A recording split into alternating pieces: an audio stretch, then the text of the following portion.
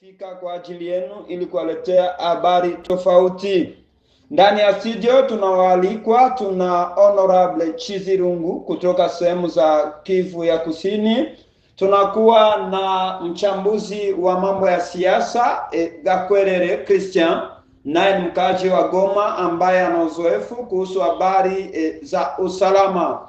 Kwanza ni vichwa vya habari.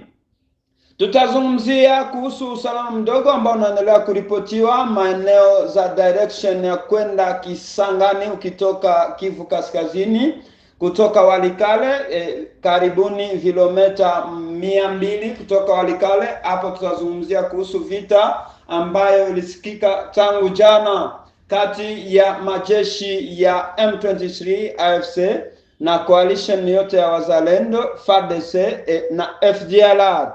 Tutazungumzia kuhusu mambo ya siasa ambayo yanaendelea kusikika hapa, tukizungumza tukiwapatia habari za changement ama mabadiliko ambayo yameonekana ndani ya polisi ya Jamhuri ya Kidemokrasia ya Kongo, hii ikitokana na usalama mdogo ambao polisi nayo imekuwa ikionekana ikikosesha raia. Tutazungumzia kuhusu habari za vikundi vipya ambavyo vimezuka ama vimeamka kutoka maeneo tofauti. Hapa tutawaambia kuhusu chama cha CNLC, tunarudilia CNLC, ambacho ni chama chake Kanali Innocent Kaina ambaye amesimama maeneo za Ituri, kwenye province ya Ituri, kwa mtaa wa Aveba. Yes, haya tutazungumzia. Tutaambia kuhusu chama cha ARK, nayo ni movement watu ambao wanasikiza Kiingereza vizuri tunasema movement, ambayo imesimama maeneo za Katanga, kwenye province ya Katanga. Wale nao wamesimama, wameshika silaha, wanataka nini? Malengo yao ni nini? Hayo yote tutayachambua.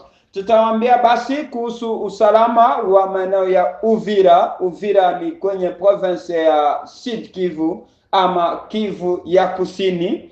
Hayo na mengi tutazungumzia. Tutaanza na mwalikwa wetu Chizirungu kutoka sehemu za Minembwe, yeye mzaliwa huko South Kivu. Atatuambia nini ambayo ametuletea asubuhi ya leo. Mshaki News TV tukiwakumbusha kufanya like, muna share, muna comment hapa, habari zetu zikiwafikia ndugu walio sehemu tofauti. Karibu Chizirungu.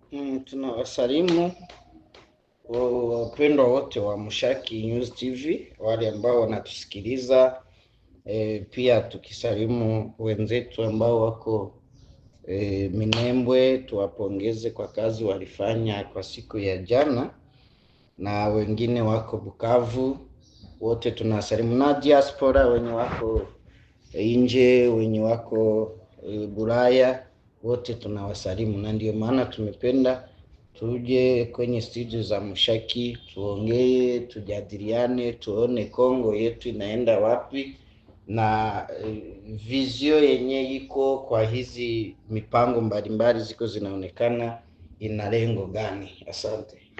Asante sana Chizirungu, mzaliwa Kivu Kusini. Hapa tutawakumbusha washabiki wetu wa Mshaki News TV, tutawakumbusha habari motomoto ambazo zinaendelea kusikika kuhusu malengo ya maongezi ambayo yako sehemu za Qatar, Doha. Huko ni kwa nchi za Uarabu ambako delegation ya M23 na ya Kinshasa wako mahali hapo, ambao wanasubiri sasa kuanzishwa kwa maongezi tarehe 9 mwezi wa April.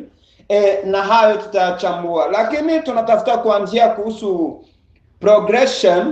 progression ama kusonga mbele kwa M23 AFC maeneo ya Walikale, na hapa tunampatia fursa ya kutuambia nini anasikia, nini anaona, nini ndiyo nguvu ambayo M23 inayo kusonga mbele maeneo za Walikale. Hapa tunampatia neno Gakwerere Karibu. Wasikilizaji wa Mushaki News TV, nasema jambo.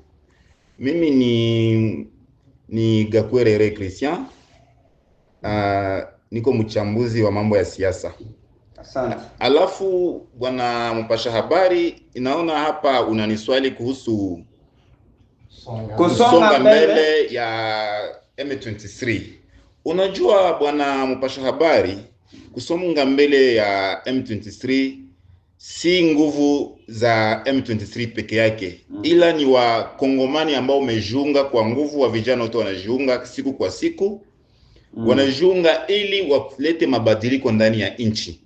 Na ndio maana unaona M23 nasonga mbele siku kwa siku. Ndio. Kwa sababu wa vijana wako nyuma ya M23, wanamtia nguvu.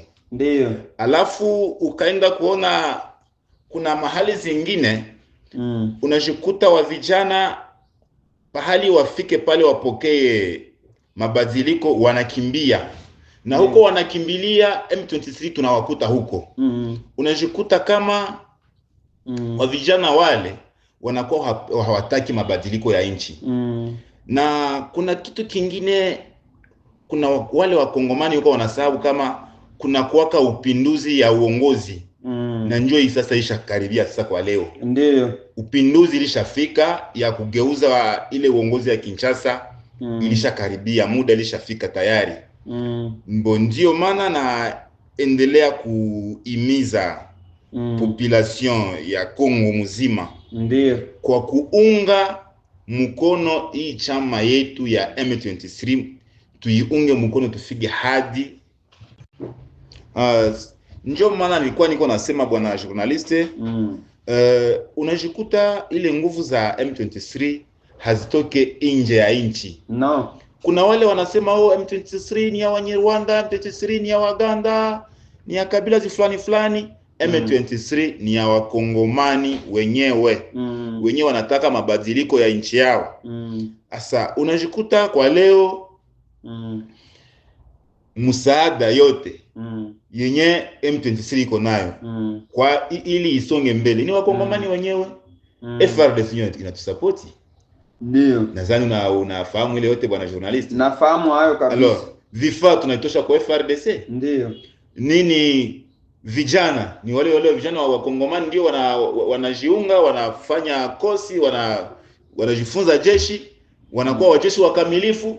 Tunafukuza ile uongozi. Na tunaendelea kuambia FRDC. Kwa nini mhamwezi tia bunduki juu mjiunge tufanye mabadiliko ya nchi yetu? Watatia bunduki juu ama watatia chini? Waitie chini. Ndio. Waitie chini, watie mikono juu. Ndio, mikono juu kabisa. Watie mikono juu, waseme bwana na sisi tunataka mabadiliko. Asante sana Gakwerere Christian, lakini hapa nitakuwa na maswali ya kukuswali kidogo. Nasikia jina Gakwerere, tuliwahi kusikia jina Gakwerere kisikika hapa maeneo za Goma, maeneo za Mubambiro, huyo mtu alisikika maeneo za Nyiragongo. Kama alikuwa jemadari wa FDLR na tayari kashashikwa. Je, wewe Gakwerere, hiyo jina ya Gakwerere ulitoa wapi ndugu yangu? Asante bwana journaliste. Na kufurahi sana kwa kuniswali ile swali kwa sababu wakati unasema Gakwerere nilitoa ile jina wapi? Unaona na ile njoo ukabila yenye Kinshasa watu wanatusumbua kwa ile ya ukabila. Ndio. Gakwerere mimi ni mtu wa Kivu. Ndio. Gakwerere ni jina ya Kivu. Ulipewa hiyo jina na wazazi? Nilipewa hiyo jina na wazazi wangu walionizala. Ndio. Gakwerere kwa ukweli na nilikuwa mkimsikiza kwenye mitandao ni FDLR mkubwa, ni general kabisa mkubwa.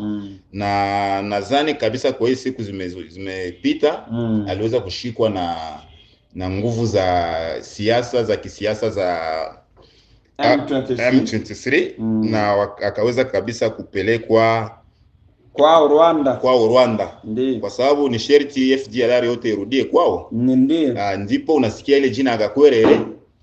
Unajua kwamba wakati alikuwa akitafutika na mimi nilikuwa nikijificha.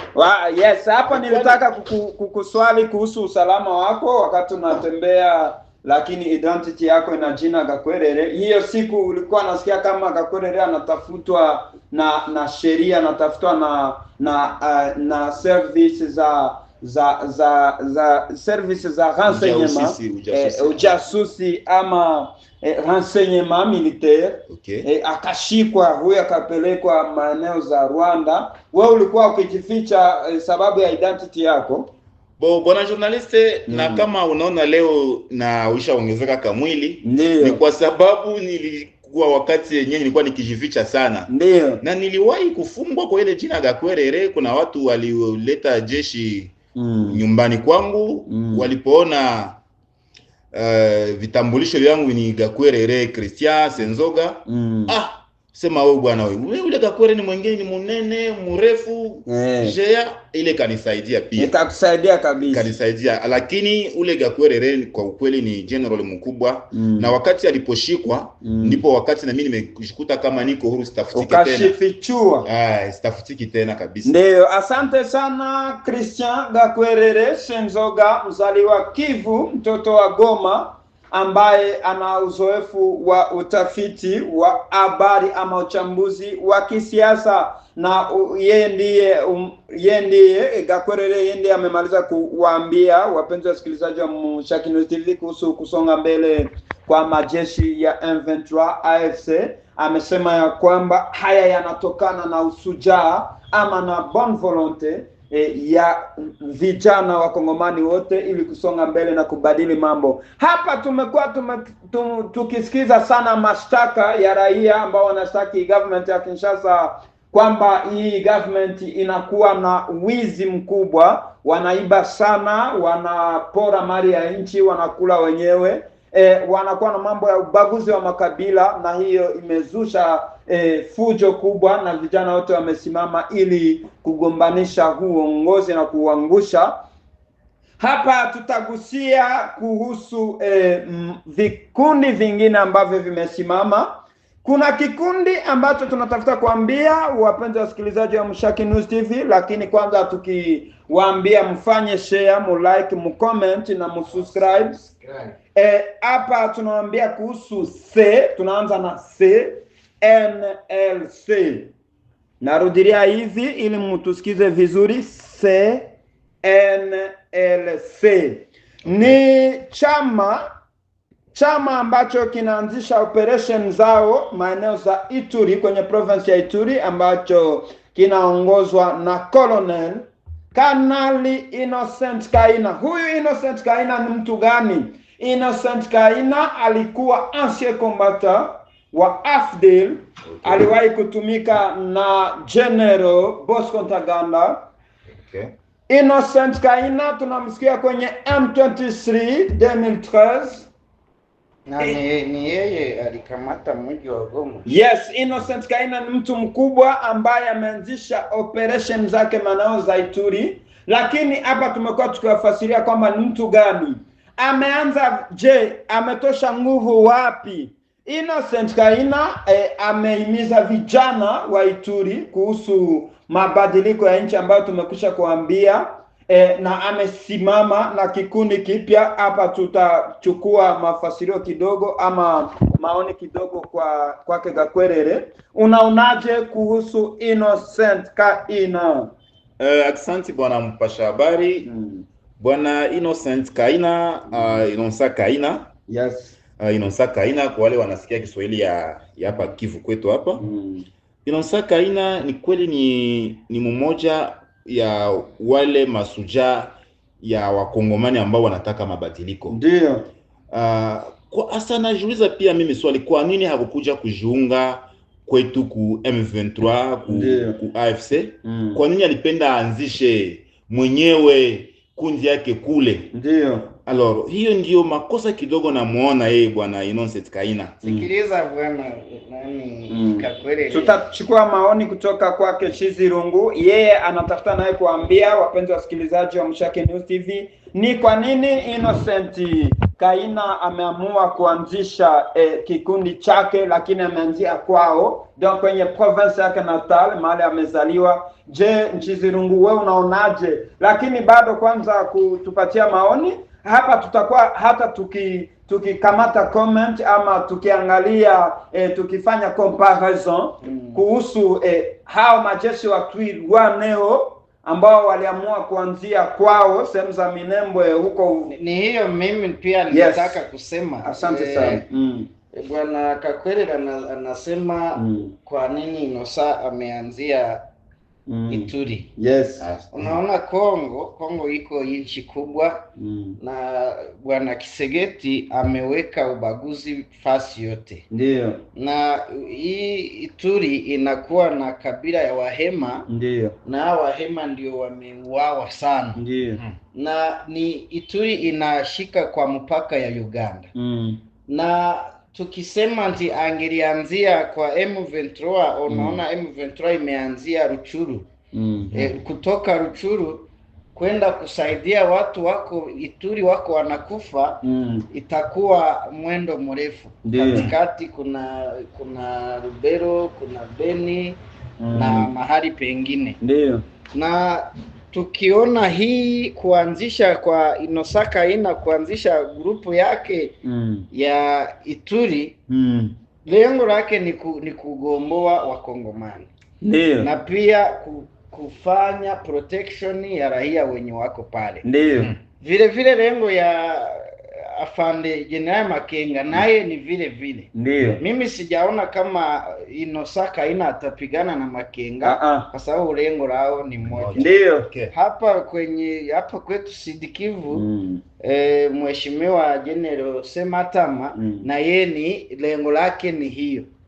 Ndio maana wameona mauaji imekuwa mingi.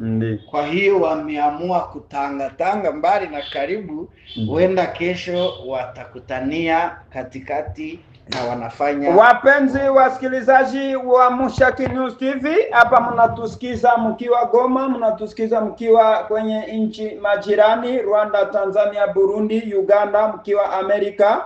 Hapa tumekuwa tukimzungumzia Colonel Kaina Innocent ambaye ameanzisha kikundi kipya kwa koroseni ya India Queen. Asante sana. Tunatafuta kuwasomea tangazo ambayo imewekwa nje naye msemaji wa jeshi hili, le porte-parole militaire Kasereka Andre Major, chef d'état-major général de FNLC. Tunatafuta kuwasomea tangazo hili ili musikie kama nini hawa watu wanataka. Coalition nationale pour la libération du Congo, communiqué officiel numéro 001/CNLC/MG/2025 du 30 mars 2025 relatif à la création du mouvement politico-militaire Coalition nationale pour la libération du Congo, CNLC en sigle, vit la Constitution de la République démocratique du Congo telle que modifiée et complétée à ce jour. Vit le contenu de l'article 64 de la Constitution de la République démocratique du Congo. Vit l'acte constitutif de la Coalition nationale pour la libération du Congo, CNLC, spécialement à son article 2.4. Vit le procès verbal du Conseil de la Coalition nationale pour la libération du Congo, CNLC, portant désignation du directoire de la coalition. Considérant les consultations et ateliers de la Coalition nationale pour la libération du Congo, CNLC, et a sorti les conclusions accompagnant la teneur du présent communiqué. Vu le comportement du régime de Kinshasa, caractérisé par l'insouciance de la misère que traverse le peuple congolais, conséquence de la mauvaise gouvernance basée sur les antivaleurs, dont notamment la corruption, népotisme, clientélisme, arrestation arbitraire, discrimination et division ethnique. Considérant une impérieuse nécessité de servir le peuple en toute dignité à travers la bonne gouvernance et par ricochet sorti la RDC du gouffre qui ne dit pas son nom, occasionne par la classe politique égoïste, considérant que tous les citoyens sont égaux dans la diversité et c'est conformément au principe universelles en général et la constitution de la RDC en particulier, vu l'urgence, informant au public ce qui suit, et créer un mouvement politico-militaire dénommé Coalition nationale pour la libération du Congo, CNLC en sigle. Ce mouvement a sa branche militaire dénommée Force nationale pour libération du Congo, FNLC en sigle. Le directoire du mouvement assurera la gestion quotidienne de l'organisation pour aboutir à nos objectifs respectifs. Fait à Aveba, Ituri, le 30 mars 2025, colonel Inosa Kaina, chef d'état-major général de FNLC, Major Kasereka Andre, porte-parole du mouvement. Wapenzi wasikilizaji wa Mushaki News TV, tumekuwa tukiwasomea tangazo ya movement hii ama tangazo ambayo imewekwa nje na majeshi hawa ambao wameamua kuanzisha vita na kupigana na regime ya Kinshasa ili kutafuta mabadiliko. Hapa wamesema kwamba wanapigania haki za wakongomani kwa ujumla, wakihimiza vijana wote wa Ituri, vijana ambao watatoka North Kivu, maeneo yote ya Kongo, ili kuunga mkono jeshi hili. Tunatafuta basi kuambia kuhusu habari za ARK. Yes. Mushaki News TV tunatafuta kuangalia kwanza mbele tutoke kwa hii habari, mbele tuwapatie zingine habari. Ituri ni wapi? Ituri tunatafuta kufanya localization ya Ituri kwa watu ambao hawajui Ituri vizuri, ni ndani ya nchi ya Jamhuri ya Kidemokrasia ya Kongo, maeneo za kaskazini ya nchi hii. Ituri ni province ama ni nini? Ni province. Ni province, hapa tunatumia Kifaransa ni province. Tutakuwa na maoni kutoka kwa Nshizirungu akituambia kama je, hii coalition ya ama hii muungano wa vijana wa Ituri ambao wameamua kushika silaha wameanzia wapi, wanakwenda wapi, watapita njia gani ili kufikia malengo, ama watakomboa Ituri peke yake. Tutazungumzia kuhusu hitilafu gani ambazo zitaonekana maeneo hayo ambayo kuna mwingine na ambaye amesimama kwa majina ya Toma Lubanga. Tutajiuliza kuhusu UPDF na FARDC ambao wako maeneo hayo. Tutajiuliza kuhusu magaidi wa ADF Nalu, hawa Waganda ambao wana operate maeneo za Beni na Ituri na Kodeko. Hayo tutayapata kutoka kwa Shizirungu ambaye naye ni mchambuzi wa kisiasa. Asante sana bwana journaliste. Kwanza nitaanzia kuweka comment kidogo kwa mambo ambayo General Kainerugaba Muhozi anaendelea kusema kwamba atakamata Kisangani punde kidogo.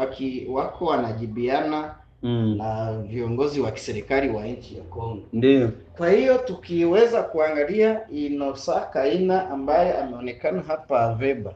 Kwa watu ambao wanaendelea kusikia tukisema Ituri, Ituri imekuwa ni province ambayo ilikatwa kwa province oriental. Na ni hapo walikata Mahotwele na mambo materitwari ma province ingine. Now Aveba tukamate Bunya. Bunya ndiyo chef-lieu ya Ituri. Ndio. Ukitoka Bunya kwenda Aveba muna kilometre 50. Muna kilometre 50 kufika Aveba. Ndio. Na hapa Aveba kuna Rompwe, kuna barabara ambayo inaenda fasi wanaita Boga. Kusheferia huko kule kubanyali, kule kuba sheferi de Bahema. Na hii Boga, sheferia Boga ndi inakamata kwa Riviere Semuliki, mto Semuliki, na hii inagawa Uganda na Kongo. Ndio. Now tutajiuliza Inosa Kaina waliomjua sana amekuwa mkimbizi Uganda. Amekuwa mkimbizi Uganda, tunajua wa journalist wengi walimtembelea Uganda, walifanya hata dialogue naye mbalimbali. Ya maana amepita Uganda, si ni vile? Tutasema wenda Muhoozi Kainerugaba ndiye amefanya nini? Ndiye amemtuma kwa kutimiza nini? Kwa kutimiza lengo lake ambayo anatangaza kwamba atashika punde kidogo kisasa. Hayo ni maoni yako, lakini hali nyingine uchikamata Aveba, kuna barabara inaenda Kasenyi kwa lake Albert. Ni hapo huyu bwana India Queen ametangaza kwamba iko pale. Na nilitaka kusema hivi. Ituri kuna Thomas Lubanga, kuna hiyo UPDF Operation Usuja ambayo inakamatiana na FRDC. Kuna pia vikundi mbalimbali, Codeco na vingine. Akiwa hapa wakati M23 iko inatoka Lubero iki nashuka, mimi nilitaka tuzungumzie kitu fulani ama tukichambue. Wakikutania humo katikati, je, watapigana ama watajiunga kama vile Twirwaneho imejiunga na M23 wakati wamekutania sehemu za Kamanyola? Maoni ya Gakwerere na mtaisikiza kuhusu swali ambalo tumekuwa tukijiuliza. Tunasema, je, mbona UPDF iko katikati, iko sehemu za Beni na sehemu moja ya Lubero? Je, mbona Codeco iko pale? M23 nayo inatokea sehemu moja za kaskazini, maeneo za Walikale na Lubero. Je, muda ambao watakutana hawa wote, Thomas Lubanga sehemu moja, Innocent Kaina sehemu nyingine, UPDF sehemu nyingine, je, itakuwaje watu ambao wako Beni na FARDC? Kuna hata wazalendo ambao wamekosa maelekeo nao wako tu hapo. Je, itakuwaje kwa maoni yako Kakwerere? Asante bwana journaliste. Mimi nadhani kwa ukweli bale wote bebiko mu lite ya changement ya nchi, wote wako na objectif moja. Ndio. Wakati watakutanana, kwa ukweli wako na objectif moja, wana lengo moja. Ndio. Sherti waungane nguvu tena zitakuwa tena nyingi zaidi kwa kuendelea hadi Kinshasa. Ndio. Kwa sababu lengo lao yote ni kupiganisha FRDC na uongozi ya Kinshasa.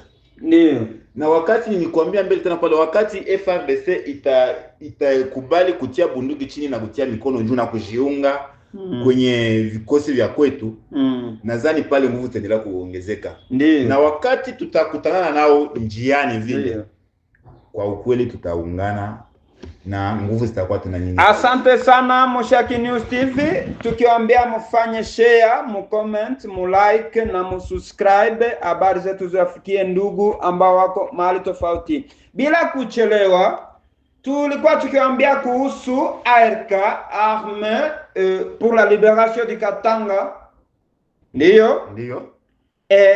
Hii Armée Révolutionnaire du Katanga ambao wamesimama ili kuteka province ile, wamekuwa wakishutumu Kinshasa, FARDC wakishutumu viongozi wa Kinshasa kupora mali ya raia, sababu Katanga ni province ambayo inasikika kwamba ina madini, ina mawe kabisa, ina dhahabu, ina diama, ina kolta.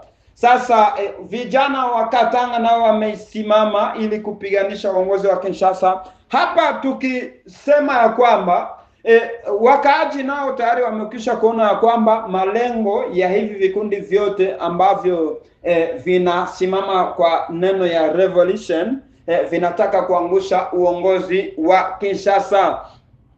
Wapenzi wasikilizaji, bila kuchelewa tunataka kuambia kuhusu habari ambazo zinaendelea kusikika mitandaoni, habari za maongezi, habari ambazo tulisikia tangu jana. Tuliwaambia kuhusu maongezi ya takayoanza tarehe 9 mwezi huu wa April mwaka huu wa 2025, maongezi ambayo yatahusisha M23 na government ya Kinshasa directement, ambao sasa wataanza kuongea wazi, Tshisekedi akifanya negotiation na majeshi ya M23.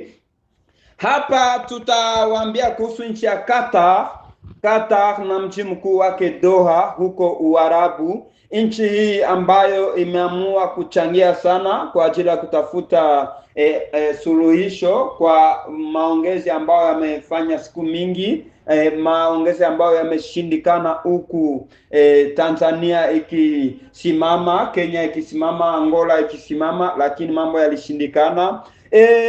Muda ambao rais wa Rwanda na rais Felix Tshisekedi wa Kongo walikutania huko Qatar, waliamua wote kufanya maongezi na tulisikia kwamba walisimama kwa neno moja kutafuta amani, kufanya negotiation, lakini Tshisekedi akaitika kwamba atafanya discussion direct na M23, na hapa tumewaambia kwamba maongezi itaanza tarehe 9. Je, watafikia malengo? Hapa M23 imeshutumu uongozi wa Kinshasa kuwa imeshindwa kujibu mahitaji ya raia. Government ya Kinshasa ambao ni wezi, wana ubaguzi wa kabila. Hapa Kinshasa nayo imekuwa ikidai ya kwamba M23 inapaswa kutia chini, lakini hapa tulikuwa tukijiuliza, je, haya mambo watasikilizana? Je, Tshisekedi ataitika kuacha uongozi? Kama vile tulisikia M23 ikisema Tshisekedi amepewa tu huu mwaka kuwa amemaliza kujitayarisha na kuondoka madarakani sababu ameshindwa kuongoza nchi ya Kongo. Gakwerere, una maoni gani kuhusu hiki kikao ambacho kitaanzishwa tarehe 9 mwezi huu? Asante bwana journaliste. Kuhusu hii kikao itakayofanyika tariki 9 le 9 April huko Qatar. Kwanza mimi hilo ni jambo kwanza na support kwanza kwa sababu ukakumbuka mbele bwana Tshisekedi alikuwa akisema hawezi na hakuna siku hata ndoto kuweza kuikala aongee na M23. Ndio. Kwa sababu ameitika kuikala na kuongea na wakongomani wenzake, ndio naona pale kutakuwa suluhisho mzuri. Ndio. Kwa sababu inawezekana kuna ule Mungu alimpitia ndani kumwona aondoe ujinga ndani ya kichwa yake, na aongee na wandugu wake wa Kongomani wapate misi ya kuleta mabadiliko ndani ya nchi. Tumekuwa tukisubiri tarehe hiyo kwa hamu, tusikie nini ambayo itapatikana ama nini itakuwa neno nzuri ambayo tafikia wakongomani wote kwa ujumla. Hapa tunatafuta kuambia habari nyingine moto ambayo imesikika tangu jana. Mapigano makali yalizuka tena pembezoni za Walikale, karibu na Park National ya Maiko, maeneo ambao tulisikia wanaita Cité Belge. Ni karibu sana na Walikale. Ni majeshi ya M23 ambao walisaka vikali, ambao walipiga wagaidi wa Wazalendo na masalio ya FDLR ambao walikimbia mapigano baada ya kushindwa vita Walikale. Hapa tukimwona ambaye anajiita Kifuafua, tukimwona Gido Shimirai Mwisa, tukiwaona masalio ya FDLR ambao walikimbia Nyiragongo wakachora njia mpaka Walikale. Tangu jana M23 imeanzisha mapigano pembeni ya Walikale ama karibu na parke ya Maiko, lakini njia nyingine, barabara kuu ya kuelekea Kisangani imekuwa imedhibitiwa tayari na majeshi ya M23. Mapigano hayo yalizusha hofu kwa wakaaji ambao walikuwa wameanza kurudia kwa makao yao. Hapa tutaambia kuhusu changement ama nomination mpya kwa polisi ya Kongo baada ya kuripotiwa kwa visa ambavyo polisi yenyewe imekuwa ikihudhuria. Polisi imekuwa ikiwaua raia, polisi imekuwa ikiiba usiku, na hapo mambo yamekuwa mabaya zaidi, na ni hapo uongozi wa Kinshasa ama Felix Tshisekedi ameamua kunome ama kushanje polisi. Hapa kwenye province zote ametia polisi wapya, wa commissaire provincial wa polisi. Hii nao ni habari ambayo imetufikia ikizungumza kuhusu Kinshasa. Wanasiasa wengi wamealikwa na Felix Tshisekedi wamsaidie kwa hizi changamoto ambazo amekuwa akizipitia, ambazo zinamsumbua sana hapa este yote ama kaskazini yote ya Kongo, ikimwambia aondoke madarakani. Mtawaambia kuhusu Jean-Pierre Bemba Gombo, huye ni ministre wa transport, waziri wa transport ambaye naye amesikika sana tangu jana akigawa makabila. Yeye muda mmoja alifanya kikao na wapasha habari, muda ambao alikuwa akihimiza vijana kuingia ndani ya jeshi. Aliwahi kusema kwamba watu wote wa Est ni watu wa Nyarwanda, ama watu ambao wanazungumza lugha ya Kiswahili ni watu ambao wametoka nje, na haya mambo yamezusha kutoelewana kati ya tribi ama makabila ambayo yanazungumza Lingala na tribi ambazo zinazungumza Kiswahili. Jean-Pierre Bemba alisema ya kwamba Joseph Kabila ni Munyarwanda. Hiyo nayo ilileta maneno mengi yalisikika Kinshasa, huku kwa este na maeneo mengine tofauti ya Republique Democratique du Congo. Wapenzi wasikilizaji wa Mushaki News TV, mtashare, mtacomment, mtalike na mtasubscribe kwa maongezi ambayo, kwa habari ambazo tumewaletea. Mushaki News TV tunataka kuambia kuhusu habari za Twirwaneho. Ni movement ambayo ina operate ama inapigania haki za Wakongomani maeneo za Sud Kivu, ambayo inaongozwa naye General ni Colonel Sematama, ambaye anasimamia Twirwaneho maeneo za Sud Kivu. Hapa habari zimetufikia zikituambia kwamba M23 ambaye imekuwa ikisupport movement hiyo imeamua kuachia Sud Kivu nao wapiganishe ili kukomboa province yao ya Sud Kivu. Twirwaneho sasa itaoperate maeneo za Sud Kivu ama itadhibiti maeneo za Sud Kivu baada ya M23 kukomboa mji wa Bukavu. Habari za Bukavu, gavana wa Bukavu Emmanuel Birato, ambaye aliteuliwa na M23 AFC kuko asimamie akiwa gavana wa Sud Kivu, ameingia jela. Habari zinatuambia kwamba anaweza kuwa mliingia jela baada ya usaliti wake. Alikuwa akifanya communication ama akiongea na magaidi wa Zalendo na FARDC na hapa akiuisha raia, sababu tulikuwa tukipata ripoti ya kwamba usalama unaendelea kukosekana Bukavu usiku, watu akiuawa. Huyu sasa amefungwa ili atoe mafasirio. Yeye ni gavana wa Sud Kivu. Mushaki News TV, asubuhi njema. Tunatafuta kuondoka studioni. Mimi ni Pascal Muindo, tukiwasalimu wapasha habari wa Mushaki News TV. Celine, tunamsalimu mwalikwa wetu Gakwerere Christian Senzoga. Asante sana. Tulikuwa na mshabiki ama mtu ambaye anapenda sana habari za Mushaki News TV, Viki Kwai. Asante sana.